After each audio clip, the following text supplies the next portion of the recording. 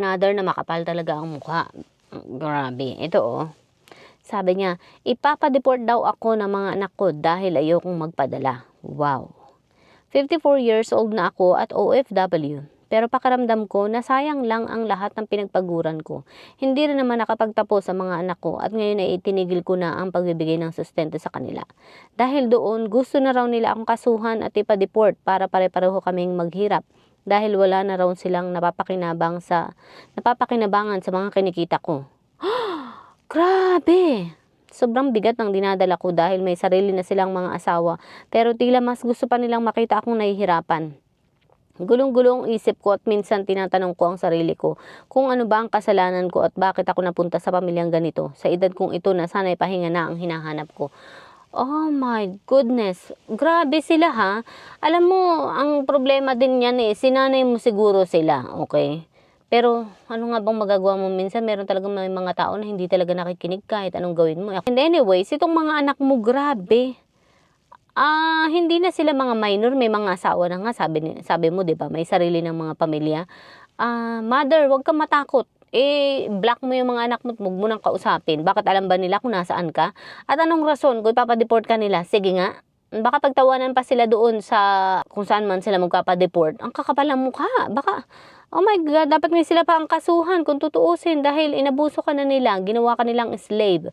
Ang kapal ng mukha. Diyos ko po. Ay, naku. Ako sa iyo, mother, huwag ka nang umuwi na malapit dyan sa mga anak mo.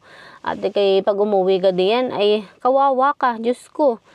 Patong-patong ang hirap na daranasan mo kung uuwi ka dyan sa pamilyang yan. Diyos ko, kung ako sa iyo, kung maganda ng buhay mo dyan sa abroad, dyan ka na lang manirahan at putulin mo na ang kontak mo dyan sa mga anak mo.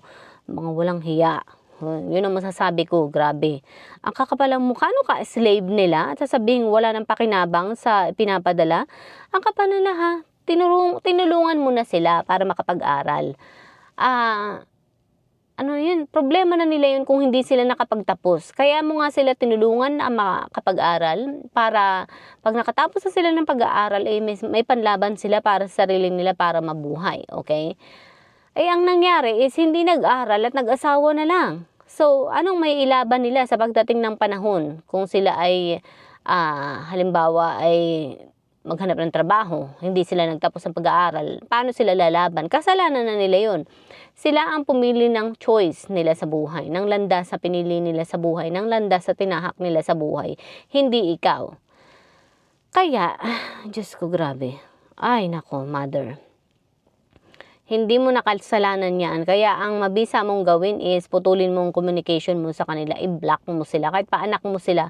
Kung sila ay minor pa, okay, pananagutan mo sila. Pero kung sila ay adult na, may mga buhay ng kanila, sarili ng pamilya, ay kasalanan nila yun. Buhay na nila yun. Okay, wala ka ng pananagutan doon. Kung sabi ko nga ay minor sila, yes, may pananagutan ka sa kanila, pero hindi. Adult na sila, may mga sarili ng pamilya, sarili ng buhay. Ang kakapalang mukha. Hindi na sabi dito kung ilan ang anak niya. Pero grabe.